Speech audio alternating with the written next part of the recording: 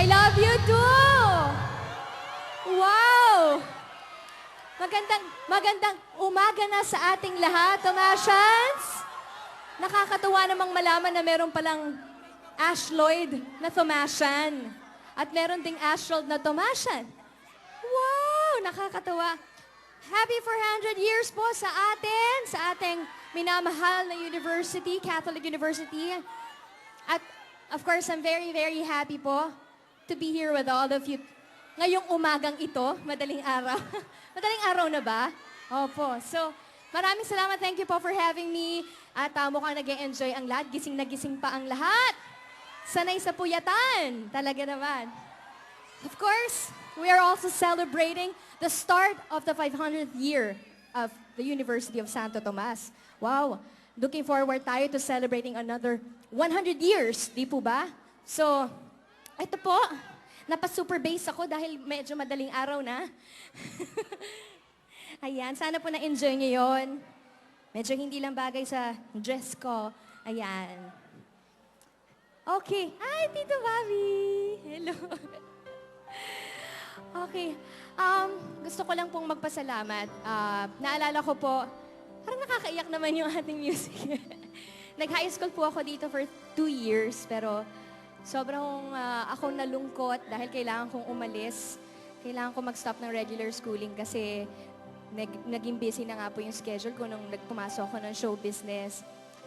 At nakakalungkot maiwan yung mga kaklase ko kasi the best pala yung high school, no? Yung high school experience mo, dun mo makikita yung talagang, dun mo may enjoy talaga yung youth mo. Pagkasama mo yung mga high school classmates mo or high school friends mo. Pero wala lang. Parang, sobra po akong grateful na for a time, naging Thomasian din ako. And malaki pong pasasalamat ko sa lahat ng mga student teachers namin that time doon po sa Education High School. So, naalala ko noon kapag nagugutom ako,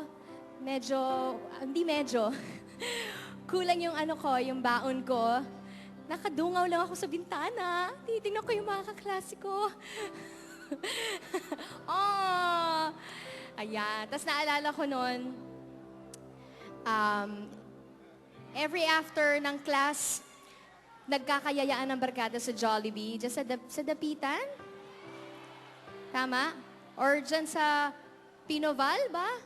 Asturias. Ayun. Kulang ako tuloy ng short ulit yung baon ko eh. So, kinakain ko na lang yung baon ko sa Jollibee. O, di ba?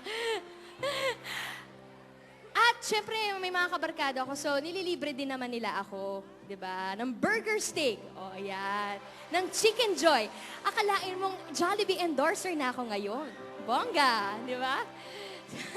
Wala, gusto ko lang pong i-share yun sa inyo. Okay. And also, gusto ko rin pong i-share itong sa inyong aking very first original song. Ito po yung naging hit ko po talaga. At proud po ako talaga na nagkaroon ako ng sarili kong kanta na minahal ng mga tao. So para po sa inyo lahat ito. And kung gusto niyo pong subayan ako, wag po kayo mahiya. Here it goes.